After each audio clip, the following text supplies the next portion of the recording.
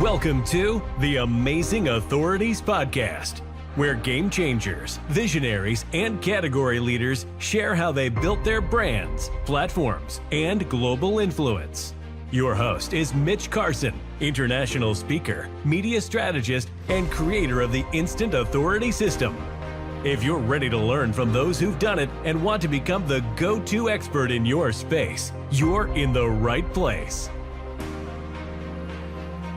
Tom Cronin is in the house today, all the way from Sydney. Welcome to the Amazing Authorities Podcast, Tom. It's great to be here. Thanks for inviting me along today, Mitch. Looking forward to our chat. Yes, a chat it will be. As I was sharing, I was last week in a room with, for 8 days, people from your country. All Australians were there, and I learned a new expression after all my visits, and there have been about 200 events I was either speaking at or producing in Australia between 2006 and 8. But I learned a new one: bloody ripper mate. Yep, that's it. That's a good day if someone says that. Yeah, well, and therein lies the difference. But we're more similar than dissimilar. And during my travels in your country, I found, proportionally speaking, Australians are more interested and congruent with alternative health and the not the occult, I would say metaphysical world. And a component of the metaphysical world is meditation, which I'm a big fan of, which you're an expert, subject matter expert. How did you get into meditation? Are you just following the Aussie norm, or have you chosen something special, Tom? Yeah, look, I mean, there's no doubt about it. I've traveled the world a lot like yourself, and I tend to find when I come back to particularly Sydney in Australia that there is a lot more of an opening to health, wellness, and spirituality here in Australia than predominantly most other countries. I think there's the environment lends to a very healthy lifestyle. And as we get physically healthy, there's a natural propensity to then start to want to get mentally healthy and then obviously emotionally, spiritually as well. So definitely, I find that there is quite an opening to meditation here in Australia, from all the way from top corporates down to mums and dads and school kids as well. And I think as more and more people enter into that space and start talking about their experiences, then they naturally start to share that and it goes a little bit more viral. But for me personally, how I got into it was, about 30 years ago now. I was a broker in finance, and I was very much Wolf of Wall Street on a trading room floor, trading swaps and bonds for international markets.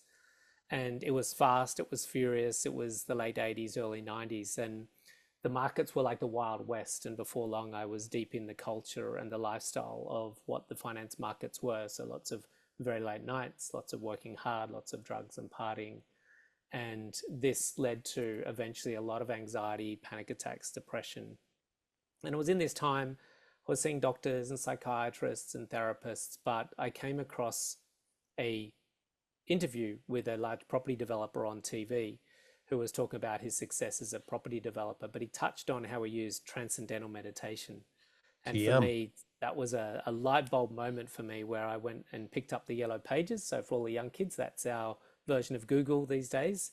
Correct. And I started to look up M for meditation, and then started to explore that in my 20s. And that was where I learned TM, and it was a complete game changer for me. And I continued on in my career, but using meditation as a tool for stress management.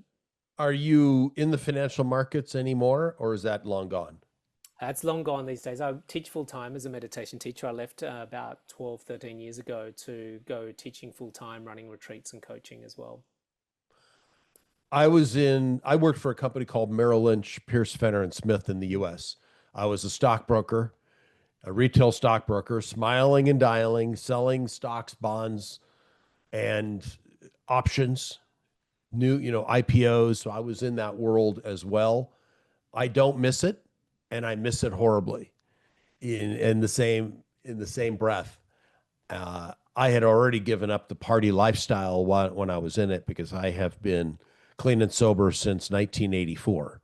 So I stopped all that craziness at a younger age. I would still say I'm young-minded, because I'm looking forward, not backward. and I believe meditation kept me sane. So I'm a big fan of your work. My meditation is very limited. I want to learn more about what you do. My meditation is about 5 minutes in the morning and 5 minutes at night. I don't sit in a lotus position. I don't imagine a swarmy, man from Asia, from India, sitting there with a nice robe and a beard. I go into my happy spot and focus on what I want to accomplish or what my day has been. Tell me about TM and what was it when you said that light bulb moment? Many of us have that in life. Some people have multiple pivot points, however you want to label it, light bulb moment, spiritual awakening, what have you. What brought you to that? Yeah, I think the big shift that I found with TM when I was exploring all the other styles of meditation, and it's also known as Vedic meditation. So there's lots of different ways we can meditate, like you said, for 5 minutes and visualizing the life you want to create, or your chakras, or a nice river, or lots of money in your bank account. And one thing I loved about this process is this idea of transcending. That's why it's called transcendental meditation. So to transcend means to go beyond, and what we're going beyond here is beyond the thinking mind, which is the identity or the I, beyond the emotional body, that's the fluctuations of our feeling body, and beyond even the physical mass that we seem to be occupying. So we identify our existence to be what is contained within the physical form as the I. But when we transcend, we realize we're actually, interestingly, you've got the image of the universe behind you. We transcend the limits of the physical form, the mental form, and the emotional form, and we enter the unified field, or the field of the unbounded and the infinite. This is what we call Turiya in Sanskrit, the fourth state. And now we're into this experience of conscious awareness itself, not confined to a thought, feeling, or a physical form. And this is a really integral part of expanding the human experience beyond physical, mental, emotion, realizing that we're actually also spiritual as well. Tom, I put up this background out of respect for you. And since we are in outer space or outside of the body, I thought it would be more interesting than I could have put a beach up, but I thought this might have been more congruent with your sharing today. I'll just call it a Yeah, I share. love it. Yeah. So Beautiful. I thought I would do that. I could show a bunch of goats, but I didn't know if that would be appropriate. Maybe not. No, not today. Not today. I mean, and kangaroos are cute, except when they scratch you or they claw Yeah. at you. So we'll leave that out. And what tell us about your retreats. What do you do with these retreats? So you studied from somebody, I presume. That's the path of learning. You study at somebody who maybe knows more than you, and then you recreate your own version and go out and help others. That's where we evolve and find the pain and solve it. Where did you go? Yeah, I learned from a qualified, trained meditation teacher, Okay. master, and then I learned obviously not just to deliver the technique and be qualified in delivering the technique, but also a lot of the depth and the breadth of the knowledge that comes with that. And this is the one thing that I love about the Vedic tradition, is that it's not just about here's a technique, go and use it. It's about understanding a lot more about the Eastern philosophy and spirituality and the mechanics of the universe and the quantum field. So that really helps validate, I should say, the experience that we're getting. And so my mum was a science teacher, and she used to say we need prac and theory to validate something. So that's where the meditation and the philosophy comes in. So after I got trained, then I started to go out and start teaching this, as well as running meditation courses, but also running retreats as well, which we've got coming up soon in Bali. Oh, in Bali. Oh, okay, great. How in Ubud, I presume, or is it It's another? north of Ubud. We go about 45 minutes north of Ubud. Ubud's getting a little bit hectic these days, so we're up in the mountains, a place near Sabatu or Tangalang. And how long are these retreats? The one here in Bali is 6 days, and then the one we do in Australia in March is 4 days. And where in Australia? We do it up near Byron Bay. Oh, You can Byron see Bay, it. sure. Yeah, just a little bit north of that, about 20 minutes north of My Byron. favorite place, and I'm going to go back, and I haven't since I was there the first time, but I've been swearing about it, and I share it with every Aussie, and very few Americans know about it, is Fraser Island Yeah, out of it's Harvey fantastic. Bay. Yeah. And problem is the dingoes, right? Did you have any problem with Yes. the dingoes? Oh, I saw the dingoes. I stayed in a tent for 2 days. They've got a beautiful freshwater lake in the center of the island. It's all sand. I mean, all the horticulture is grown in sand. I think it's one of the unique places of the world. I saw wild dingoes when I was in I didn't pet them. They didn't come up. They were not friendly. Mm, I tried to get them to come, but no, I was ill advised. They're not yeah. friendly. They're not dogs. They're of the dog race or breed, but they're different entirely, or the wild. And I saw whales breach off the beach. I was up in a seaplane. I rented a Wow. seaplane or a pilot that took me up for 15 minutes. I said, a magical place. I'm going back again. I'm going back to Fraser. Have you been there many times? I've not been blessed to go to Fraser Island, I must admit. I had an unpleasant experience when I was a child with a dog getting bitten quite ferociously on my leg. And since then, with the news of Fraser Island and those dingoes, I've thought it'd probably best for me just to stay away from them. But I do want to go to the island one day. It does sound pretty beautiful. Oh, they didn't come up as in I saw them with the Jeep that took me from Mm, where the boat took us. The ferry took us to the island, to the dock. We jumped in a Jeep and then it took us to the campsite. So nice. I also was traumatized about 19 years ago when a dog went crazy on me and bit me up Mm, pretty well. It was not fun and it hurt like hell. yeah, How I old bet. were you? I was only like 8 years old, so it kind of left a Okay. bit of a, So it stuck with you. yeah, yeah, it All was quite right. So a, you're not a pit bull owner. definitely not. I'm a cavoodle owner. I don't know if you know what they are. It's a mix No. between a King Charles Cavalier and a poodle. So it's a very popular dog here in Australia. Nearly every second person has one because they don't shed their fur or hair, and they are very much lap dogs. They love sitting on your lap and very Oh, affectionate. dander free. Yeah, that's right. Yeah, Oh, good. and Yeah. no molting. They don't molt hair. So Oh, that's nice. So you have a clean place. yeah, yeah. And that's a clean dog. Okay. So you didn't hold it against dogs. You still have No, not one. at all. Is Yeah, it good absolutely. for is it good for serenity, a dog? Having a dog, I think Yes. it's good for a number of reasons. I think there's this unconditional love that you feel towards them and they feel towards you. There's something Yes. really special about that connection, and they have this ability to light up a room, when they come in for cuddles and kisses, and they're kind of very affectionate. And I think the beautiful thing about dogs is this level of loyalty that they tend to Yes. have. Yeah, I guess if you Yeah. just keep feeding someone and scratching their belly, they're going to be pretty loyal, right? When does someone okay, can you give our listeners the difference between spirituality and religion? Yeah, it's a really great question, isn't it? I love that question. So, spirituality has no boundaries, no Okay. systems, no protocols, no rules, no regulations. It is a subtle field, and we're getting this wonderful junction point where ancient mystics have talked about something that quantum physics is now validating, that there is this unified field. Some people call it maybe string theory or unified field theory, but what we're starting to discover is that nothing's really solid. Even these constructs in our thoughts and physiology and our computers and this, down to the cellular level, and then beyond that into not even cellular, I should say, that the quantum level, we're getting to quarks and leptoquarks, is that we're getting into just an energy field.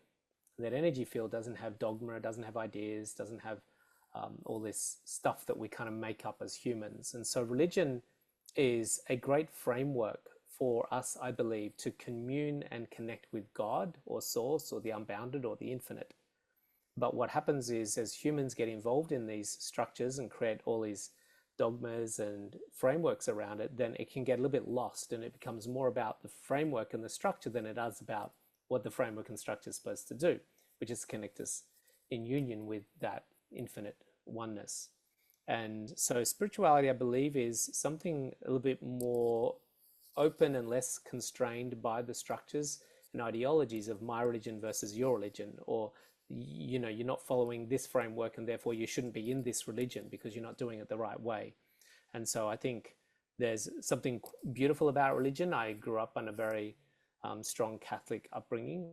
We have crucifixes in the house and did the rosary and went to confession and church every week. And there was something beautiful about the structure of religion to give me a, a connection to God, and at a young age to give me a framework for it. But at some point, for me personally, and it's not the way for everyone, but at some point, for me personally, I sort of transcended the boundaries and limits of that religion and started to experience just more of a oneness and communion with God.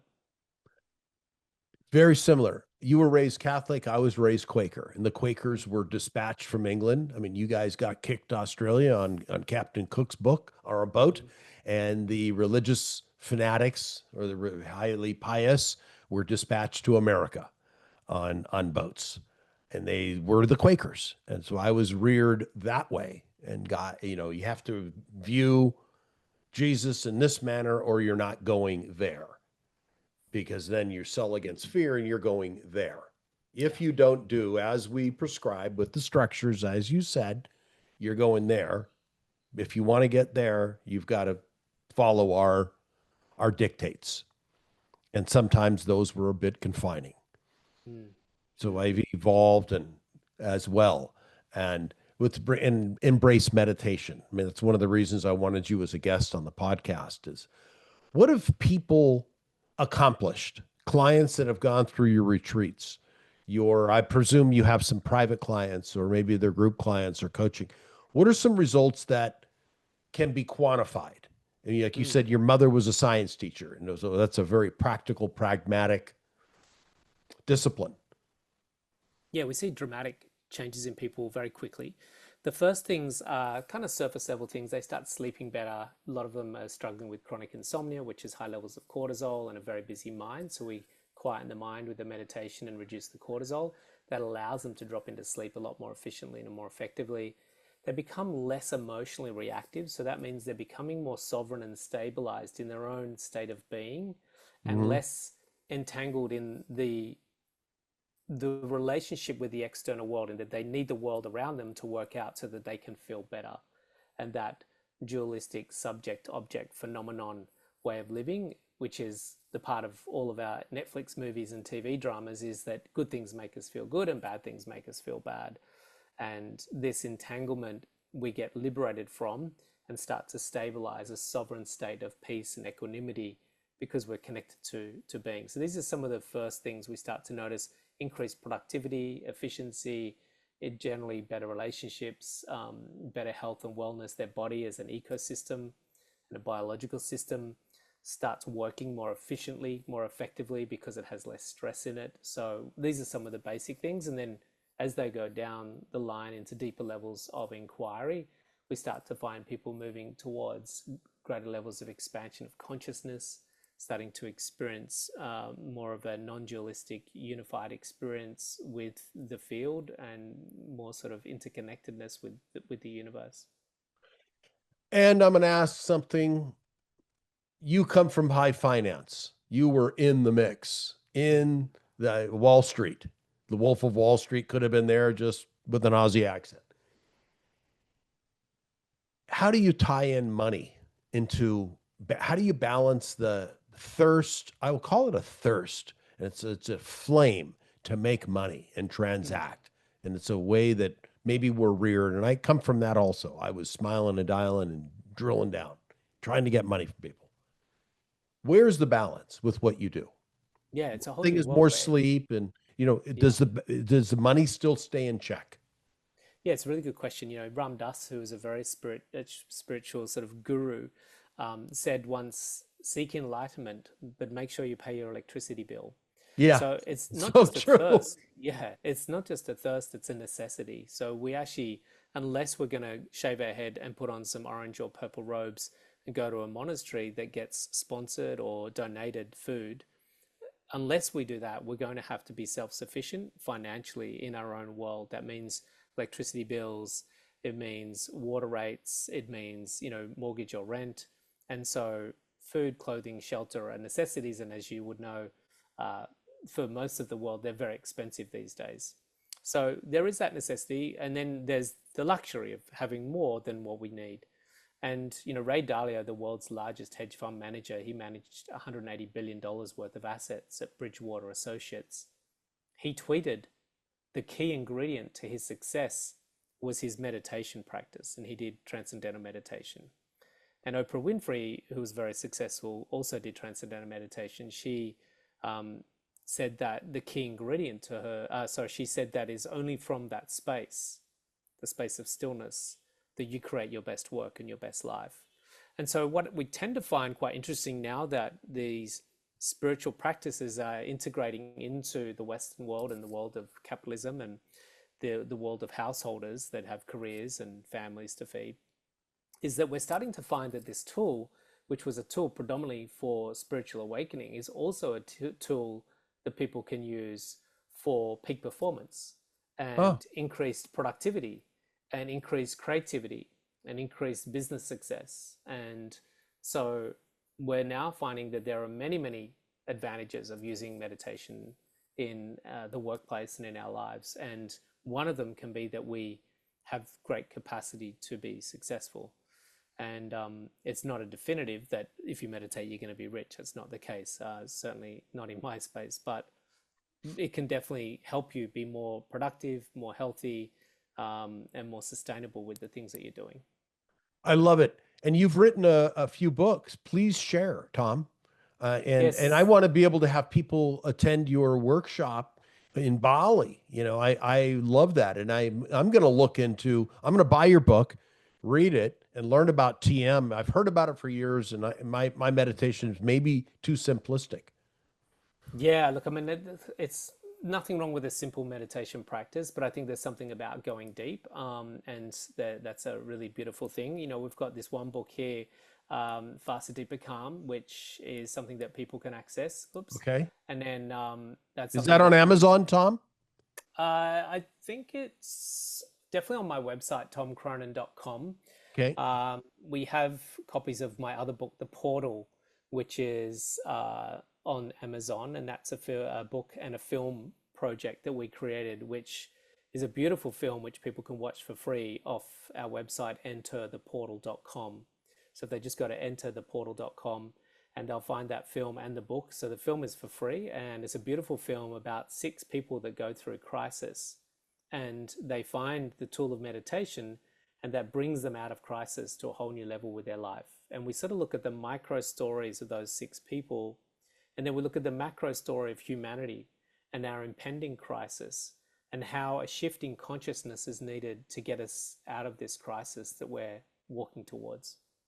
So we have to unify as opposed to We have to become more conscious, more creative, and more awake, and not be in this outcome oriented fulfillment state. So, what we're predominantly in as a species, still to this day, after 15,000 years, is if I can buy my way or acquire my way or experience my way to fulfillment through getting something or doing something.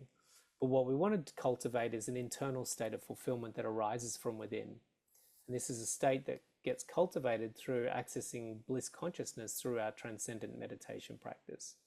And wow, this is that's how great. monks who have become very enlightened and very blissful don't really need to go to shopping malls to buy new clothes to make them feel better because they had a crappy week. And Oh, so when we remove the suffering of humanity, we tend to find that the world will be a better place I for all love of it. I us. love it. So how do people get in touch with you, Tom?